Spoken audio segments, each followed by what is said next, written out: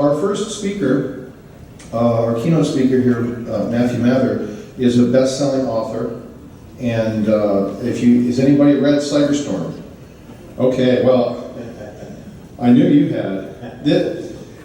Somebody last night had read it at dinner. Well, raise your hand again. This is the person who suggested that Matthew come speak, and now we bought 200. We have Symantec as the sponsor that bought 200 books, and afterwards, after Matthew's going to speak for a bit and then take questions, and we're going to have a book signing where you can get a book signed by the author. So, without any further ado, I'll just let Matthew take over. Thank you. All right, everybody can hear me? All right, thanks, thanks, John. So I'm going to give a little presentation today.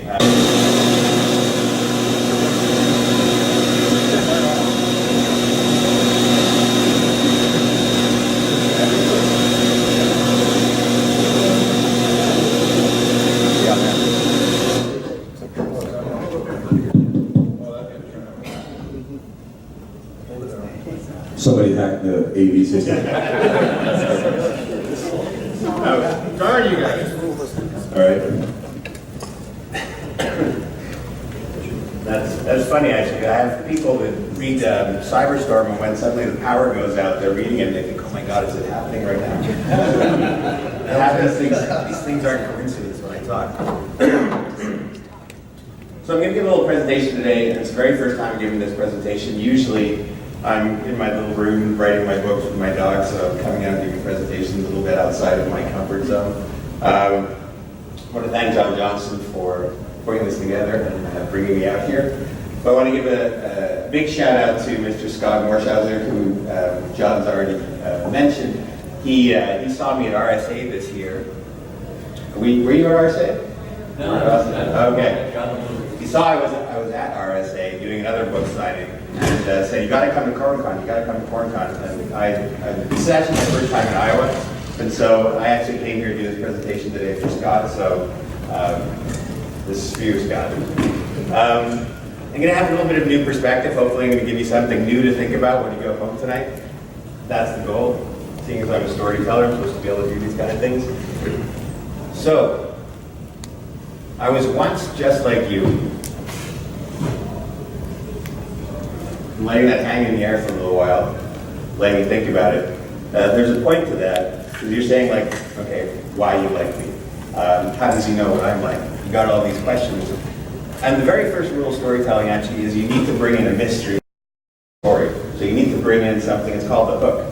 The hook is supposed to get people interested enough in your story to want to continue reading. And it's the same thing if you're doing a presentation or proposal. You need to have a set of a mystery, or in a proposal, you need to have a question at the beginning, like, what's the IDS I should use? Why isn't vulnerability scanning something that I should do? You need to have some sort of question right at the beginning, and that's the hook. And when you're writing a story or you're writing a proposal, you don't answer, you delay answering the central mystery or the central question right until the very end. And by doing that, you get people interested in your story with the mystery. And then as soon as you answer the mystery at the end of the story, that's when people stop reading and they stop paying attention, and that's when you'll stop paying attention to me. So I'm not going to answer this question until the very end of my presentation. Hopefully that'll keep your attention until the end. So I'll give you a little bit of background on me. So that is me, that was me, that still is me, all of us going through our day-to-day, Monday to Friday. So I did a degree in computer engineering. I started out at the McGill Center for Intelligent Machines. So I started out doing research in artificial intelligence probably about 25 years ago. Then I got involved in doing startups. So I did something called HMI, which is human machine interfaces. I did genomics, did some genomics research, got involved in nanotechnology. HMI, human machine interfaces, sounds very esoteric. But if you've ever used a PlayStation or you've used a cell phone, some of you probably use cell phones, and you get those little vibrations in your hand. That was actually technology that's called haptics. It's actually the touch feedback technology, and that was technology that was licensed from a company that I started way back in 1996. It's called Immersion Corporation, and I went and worked in Silicon Valley for a while. But then I eventually got involved in cybersecurity, which is what we're all here CornCon to talk about. I worked for the Hitachi Security Group, the global security group. I also worked for SecureOps, which is a managed security service provider. It's always a bit of a tongue twister. working with Fortune 500 companies. So I was working with chief security officers, and also founded a group called Circus, which is a cyber incident response and awareness group. And that was with Microsoft and Amazon and the Air Force, and we get everybody together in a group. And I was at the presenters meeting last night, and one of the most important things in cybersecurity actually is information sharing. Sharing information about what's happening out there, doing all that sort of stuff. So you won't find a website about Circus because the only way you can get invited to it is being, the only way you can get into it is being invited to it. I put down a quote there, the first rule of Fight Club is a Fight Club, there is no Fight Club. And that's one of the rules of security, security by obfuscation, just by trying to hide things. So here I'm just trying to burnish my security credentials so you actually believe I'm actually a security person, or I was a security person. But there is life after security. That was supposed to be a joke. It's, there is an afterlife. So now I'm a writer of speculative fiction. I've written I'm writing my 11th novel. I've published 9 of them so far. 6 years of full-time writer, sold 1.5 million copies of books. I'm also trying to sound depressing again. We're translating 24 languages, sold all over the world. The last 2 languages some of my books were sold into, or translated into, was Chinese, 2 different versions of Chinese, and then Japanese.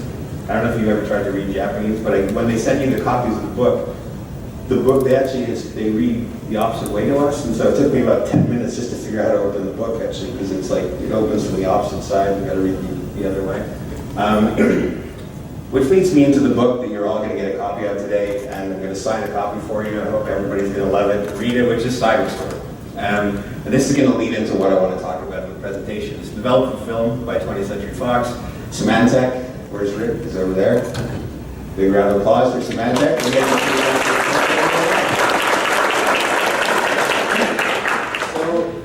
And this is something I was talking about with Scott, who was the guy that dragged me here to get me to do this presentation today. The reason why I wrote Cyberstorm is going to get to the heart of my presentation today. When I was, I don't know if Richard Marshall is here, he's a former, I think, director of cybersecurity for the Department of Homeland Security. Anyway, Richard, I saw him at dinner last night, and he invited me down 6 years ago to do some presentations in Washington to the Department of Homeland Security. And we went and presented on Pennsylvania Avenue, some big auditorium. And then he put us in buses. I don't think Richard got into the buses, but he put me in a bus and we went around and did presentations in different places. But what was really interesting was I was listening to this one guy, and he was bald, and he had these little earrings on, and he did these great presentations. And in his presentation, he always came to this point, he said, if there was a major cyber event, like if you just cut off all of the networks, and you shut down all the networks and communication, within 1 month, we would revert to cannibalism. I don't know why I used revert, because I don't know that we were all, But anyway, it got me to thinking that there is a big disconnect. Because whenever I would hang out with security professionals, the security professionals would always say like this, if we had a major cyber event, it would cause all these, major disastrous problems. But when you talk to the average person in the street and you talk about a cyber event, they would think, oh, my computer would stop working, no big deal, go have a mistake, come back, it will be working again. And so I wrote Cyberstorm. And that was the beginning of my presentation. It said, show and don't tell. If you tell somebody that their computer network is going to go down, the logistics network is going to go down, they go, big deal. But I wrote Cyberstorm, and it's actually a first-person point of view of just an average person living in New York when, the poop hits the fan and everything just suddenly goes down. And I won't get into it, and Scott says it's one of the most disturbing scenes he's ever read in the book, but things get really bad fairly fast, and illustrate exactly what that person was talking about in the presentation. I think I've done my part for FUD. Does everybody know what FUD means? Fear, uncertainty, and doubt. How we do a lot of our presentations in cybersecurity. We do the FUD presentation. But I think I've done my part for FUD for the general. I sold about 1 million copies of that book in the States. So yeah, I've done my part for it. So one of the principles that I want to tell you about storytelling, and storytelling is important. We're going to get into that. But one of the principles is show, don't tell. So I can say, it was cold. Or I can say, he balled his hands into fists to warm his numb fingers, and the frigid air biting into his exposed skin. So the second way of describing that puts you into the emotions and puts you into the character and what's happening with that person. And the difference between those two things is emotion, involvement, and impact. And so I'm just throwing that out right now, and I'm going to come back and talk a little bit more about information security, and then I'm going to try and wrap them all back together. So I wrote Cyberstorm 7 years ago. I still get emails from people every day saying, how did you write a book that's so topical? We just got hacked yesterday. How did you write a book that's so topical about stuff that's happening right now? And the thing is, I think if you're going to work in the field of cybersecurity, it's always going to be topical. Like for the next, I don't know how many, 50 years. You know, the Pew Research Center rates cybersecurity as one of the biggest threats to global security, right up there with ISIS terrorism, climate change, and artificial intelligence, but something that's going to be important for a very long time. And with great responsibility comes great power. It's funny that I pointed my finger when John just used that exact line. It's a coincidence, but actually I got it the opposite way around. From the Spider-Man movies, they say with great power comes great responsibility. And that illustrates something that when I was working in the cybersecurity field, the problem is you have this great responsibility to try and protect all this stuff, but you don't always get the power or the resources to be able to do it. So when I was working with chief security officers of Fortune 500 companies, they're in a terrible position because everybody in the company hates you because you wanted resources and you're putting taxes on you, you're making it hard for people to do their jobs, you need to get all these extra systems in to try and protect them, and you're using up extra money.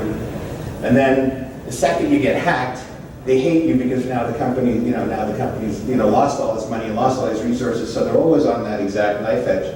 That's because security, when I was working in the field, and I'm sure it's a little bit the same now, although I think it's improving, is always seen as attacks on an organization. It's kind of the same as it ever was. I just learned how to put GIFs into presentations, so. And I'm going to explain why I have a bear in just a minute. Everybody loves a bear.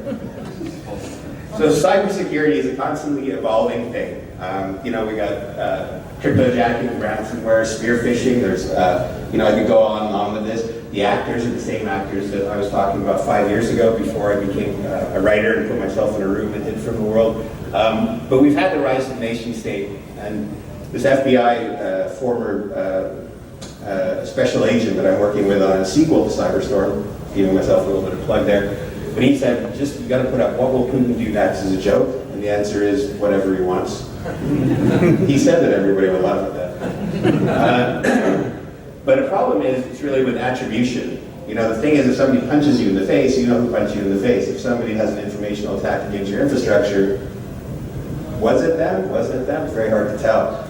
And that's always going to be a continuing problem. And so it's the same problem that, like I worked in the field actively 7 years ago, and then the people that I talked to then said it was the same problems I had 10 years ago. Even though the technology changes, a lot of the fundamentals always kind of stay the same. And I got an example of a Fortune 100 company that spent millions a year on security, but all you need to have is one little thing, one little vulnerability, they call it. I don't know how familiar you are with vulnerabilities on networks, but all you need is one vulnerability, and plugging those holes is the same core issue. So if the core issue around security hasn't really changed in the last 20 years, ultimately the fundamental behind it. And so my question actually is, what else hasn't changed? And this is a bit of a riddle for you. And what is the single biggest threat to data security? Yeah, people. So it's a shame that we need to have people in our networks, but we do need to have them inside of our networks, unfortunately. And what I wanted to come back to actually, and the reason why I had the bear in that previous picture, and I'm really good at writing stories, but I'm terrible at telling jokes, so I'm going to attempt to do this. So you have two people, I'm sure you know the bear joke, I'm sure a lot of you do. There's two friends, they're walking down a path in the forest, and they come up on a bear, and his friend goes, "Oh my God, we gotta run." And one of them says, "Hold on a second." He kneels down and he ties one shoelace, and the friend says, "Come on, we gotta run, we gotta run." The friend kneels down and he ties the other shoelace, and he gets up and he turns to his friend and says, "I don't need to run faster than the bear, I just need to run faster than you." Right? So sorry, I missed that point on the vulnerabilities. The idea is, if you can do the basics and just plug your vulnerabilities, the bad guys will go and eat your friend who can't run as fast as you. So it's doing those basic things. And people also, so security advocate, people really haven't changed. The example I always give here is, I don't know if you've ever heard of Machiavellian principles. So anyway, Machiavelli wrote this book called The Prince, which is all about princedoms in 16th century Italy. So when you have these city-states, and if you read, so I've read the print actually, and if you read the print, if you just substituted, Giovanni's name for Hillary Clinton and, Trump and whatever, the print actually sounds exactly like politics that we have going on today. So people really haven't changed. It was published almost 500 years ago, almost this year. So people haven't changed. And so what I want to talk about, and relating this to information security, and I'm going to eventually bring all these threads back into what I try and do. Human are storytellers. This is something I want you to think about when you go home tonight. And actually, when you go home tonight, hopefully you're going to be telling a story about this guy who was a writer and was telling this story about how we were storytellers, and I didn't understand what he was talking about. But when you go and see friends, and when you go and see your family for the holidays, you're always telling stories. Human beings, at their very core, are storytellers. We are storytellers. It's the essence of really what makes us human. And the second point I'm going to make, you probably haven't thought about, is that we are all heroes in our own story. So every time you tell a story, when you go home and you tell a story to your wife or your partner, your husband, to your friends, you're always the hero in that story. And I'm going to give you a little bit of background on writing stories. So the archetypal story, archetypes, like Jungian archetypes. So the archetypal story is the hero's journey. And the hero's journey goes something a little bit like this. The hero's journey is, our hero is at home in front of the fireplace with his feet up, in the Shire, maybe borrow the Hobbit. And then we have something called the inciting incident. And the inciting incident is when a mentor or a love interest or some dynamic character comes into the story and pushes our main character off balance a little bit. And then that pushes our main character to the end of Act 1, which is called the turn and decision, where the main character decides to go on the journey. They leave their home, they go into an unfamiliar world where it's usually perilous, something dangerous happens, they slay a dragon, they come back home, put their feet back up. That's the hero's journey. And why is that important? And that's the same story that's used in thrillers and murder mysteries and probably almost every commercial story that you go, every film that you go watch. It's the heroes, that is the core thing. And the reason why it works so well is because that is the basic story of us when we go off today, to go to work during the day, and then we come back home. This is the same hero story every day. And we put ourselves in the shoes of that hero. So, and there's a reason why I'm telling you all of this. In a good story, we empathize with the main character. You make it emotional. You put yourself actually into the role. What I'm trying to say here is the facts and figures when you're doing a presentation or when you're doing a proposal can only get you so far. It's the emotion will get you a mile. Being able to show and don't tell, get people to put themselves into the character, and actually letting people become the hero in that story. And this is just basic. I used to work in sales also. This is basic sales training, right? When you're trying to sell something to someone, you need to think about how is this not just going to impact their company, but how is it going to impact them, personally? How do they put themselves into, yourself into their shoes and try and sell them something? So what I'm trying to say is that, and this is going to be useful for a career in information security, and it's going to be useful for anything you ever do in your life going forward, is to become a better storyteller. So anything from doing presentations, proposals, just convincing your husband or your wife that you want to go on that vacation to whatever, to the Himalayas, and you got to say, why it's so important to you, what the emotional impact, and why it'll be so amazing to view the peaks of the Himalayas and get that emotional impact. You got to create a story out of it. And when you write a story, you need to start with a mystery, add more mysteries, add more questions, delay answering them as long as possible, show and don't tell. Don't say that it's minus 22 Fahrenheit outside. Give a story. Tell a story about it. Give all the human aspects to it. And show all the human aspects in detail. And then come to a surprising but satisfying solution. So going back to my bear, which everybody loved bear.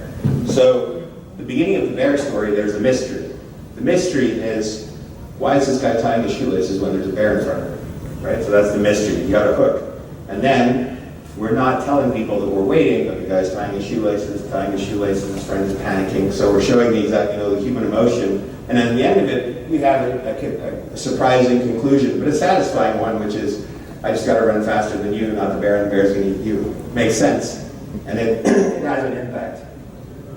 So to answer the question that I started off with, which was, I was once just like you. Well, I used to be an information security person. That's kind of a boring answer, but The answer really is that we are all like each other. I'm like you because we're all like each other. We're all storytellers. We're all heroes in our own story. This is the cyber storm happening again. We're all heroes in our own story.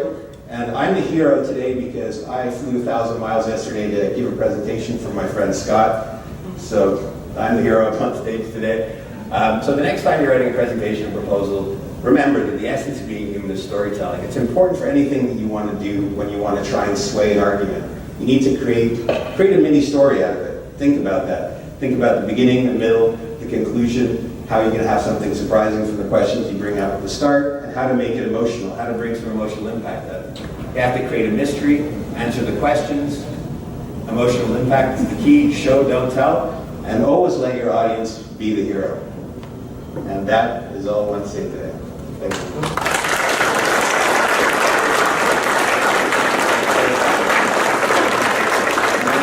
I'm very happy to answer questions. If anybody's got questions about books, writing, seeing as they're sealing us in, we're going to have some time now. Anybody got any questions? Yeah. Yeah, the scientists are kind of trained to remove the emotions from the equation. Yeah. So I was wondering whether this approach will work with the team of scientists, because they always are trained to look at the data and remove the emotion from. Well, yeah, I mean, you're trying to look at the data, and I think with a corporation, they're always looking at their bottom line.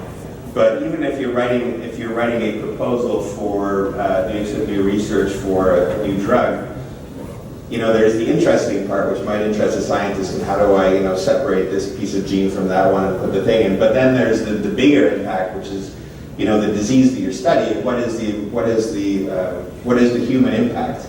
How many people would this affect? What's the misery that people suffer? There's a difference between something that's debilitating, like psoriasis, or something like a cancer, which is, like a end-of-life kind of illness.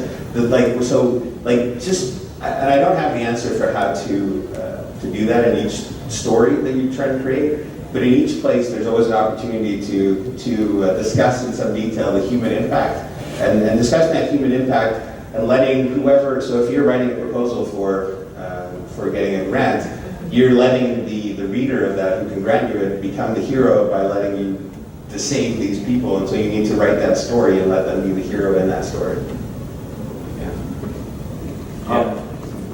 Do you have any, leaps of faith in your books, or is it based on science and some? Well, when you say leaps of faith, I think there's an important rule in writing. There's no ex machina. You can't have it's coincidences. Every time you have a coincidence in a book, people roll their eyes, and then the whole thing in a book is you're getting people to suspend disbelief and then getting them to enter the world. And as soon as you have a moment where there's too many coincidences, they kind of go, and it brings them out of the world, and it brings them out of the story. So, what was the question again? The leap of faith? So for example, you see the hacker on TV, and in 5 seconds they penetrated the NSA. Yeah, see that's so dumb. So I'm just curious in your storytelling, when your audience reads it, they can get a reasonable. Well, it's world building. I mean, whenever you write a story, you're trying to put the reader into a world, and then you have to build up that world one brick at a time. And then to write a really good story, you build the world up one brick at a time, or you build the ship up one little piece at a time, and then you sink the ship that you put your readers into. But you do need to make everything believable. You need to have as little coincidence as possible. When you have the final mystery, when you illustrate the final mystery at the end of a novel, for instance, you need to have. There's a rule where you always have to bring forward that point very clearly, straight in front of their face, at least 3 times. So you go, here it is, and it's nerve-wracking to do that. But then the more you can put it right in front of people's faces, and then at the end of it, like in the 6th sense, and they go, he's dead. And then you go back and you think, oh my God, he was dead the whole time. The more you can do that, the better the payoff is at the end. But it needs to be consistent. It needs to be surprising, but it needs to be satisfying. It needs to make sense. Yeah. Did you seek to sell your film options? So the first time I got a film option was actually on Cyberstorm, which was 5 years ago. And it was actually the same time as Andy Weir got an option on The Martian. And Andy's actually a compatriot of mine in this writing circle we're in. And so 20th Century Fox took an option on his book, which he'd self-published, and then Cyberstorm. And then he became super famous, and and I did. But did I go out and pursue them? No, I mean, I did. I got an agent. I had to go through a lot of work at the beginning of my career to get an agent in New York, and then I had to get a film agent and then a foreign rights agent. Once I got that first initial success, and then the book's being translated so many languages, now I've got sort of a profile. Now when I publish a book, it's sad to say. To begin with, when you get the first film option, it's like, oh my God, people are paying attention to me, and then and then now I'm just like, yeah, okay, put the money back and move forward. So just the way the world is. Yeah. Are you a self-taught writer, or did you go somewhere to learn that? No, I started when I was 40 years old. I got to what I hoped was the middle of my life, and I was working in information security, and I decided to take a year off work. I took a sabbatical year. I wrote a book called Utopia, which is a science fiction series, and I tried to get it published. It didn't get published, and then I ended up self-publishing. But to get back to your question, I actually hadn't. When I started writing when I was 40, the last time I'd written anything was high school English class, 20-something years before. It was entirely self-taught. But the nice thing in science fiction is everybody will give you a gimme kind of. They'll let you. If you can't really write, if you've got really good ideas and you can't write, they're like, you can't write. The ideas are great. So it gives you a little bit of an easier in than trying to write literary fiction from scratch. Anybody else? Yes. Are you having more fun in this new role? Sometimes. Yeah. Like we're really quiet dog on outside. Yeah. It's very satisfying because I get to, for me personally, I get to pursue things I'm interested in, and so I tend to write only about topics that I'm interested in, and then I get to spend all of my days either watching Netflix or researching stuff on the internet. But I get to really, I get to really indulge outside of the thing that really interests me. And I'm doing something that I really love. That being said, there are days when it's just a grind where you get up in the morning and you think, what am I doing? I can't write books, this is stupid. So it's like anything else. It does turn into a grind, but it has its moments. And I do get a lot of, like Scott said, I love it, your books, it's amazing, you come and talk. It's very satisfying to have people think you're doing something nice. You're giving people enjoyment and pleasure, so that goes a long way to making you feel good. So yeah, I find it very satisfying. Yeah. I actually have two questions. One, are you able to give us the name of your second book My second book? on cyber? Oh, it's going to be called Sin City. Yeah. And it's going to be in Las Vegas. So we're going to destroy Las Vegas. Yeah. Are the characters from the first book continued over to the second? No, I didn't. I started to do that. I wrote a book called Darknet, which is the next book I wrote after Cyberstorm was called Darknet, and that was a book about artificial intelligence taking over a hedge fund in Connecticut, and slowly all the people in it started to disappear, and the machine was making phone calls, and then one day this thing took over. Anyway, I originally wrote it with some of the characters from Cyberstorm, and then my film agent came and he said, you can't do that. If you have some of the characters from that, now it becomes a sequel, and I can't option it separately. So then I rewrote it, took the characters out. So that is the truth of what happened. But I do write books with the same characters. Yeah. What would you like to see in the lead roles in your movie? Oh my gosh. I don't know. I think John Krasinski would be a great character. He's doing the Jack Ryan, But I like to write books where it's an everyman, like the North by Northwest, the sort of the everyman gets caught in a trap and he tries to find his way out. That's the typical sort of story I like to write. Yeah. When you're writing a novel, do you keep to a schedule, or do you just sort of? Yeah. There is an active debate between writers about things called the pantsters and the plotsters. And the pantsters are people that go by the seat of their pants and just start writing, and then the plotsters are people that laboriously plot out everything very detailed. I'm one of the plotters. And you need to be a plotter, I think, for writing thrillers and that sort of thing. You need to design something. I review writers as kind of a magician because it's like doing close-up magic. You know, you're watching everything, I'm showing you everything, and then you get to the end, you go, I showed you everything, but you didn't see it happening, and that's, yeah. So I write typically like 2,000 words a day, try to get up early in the morning, write to that. I'll write the actual writing of a book is about 2 months or something, but the plotting of it can take 4 to 6 months, and the editing 3 or 4 months, something like that. Yeah, Scott? Yeah, so I'm part of the reason of all this is that out of the blue, I read the book and I just emailed it. Yeah, that's what I do. And I'm always trying to talk to people, in our role, talking about cybersecurity and what Andrew's saying about trying to tell a story.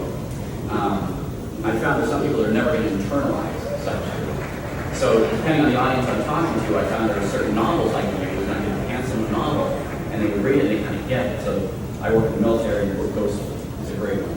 How World War III would happen if GPS was knocked down, etc.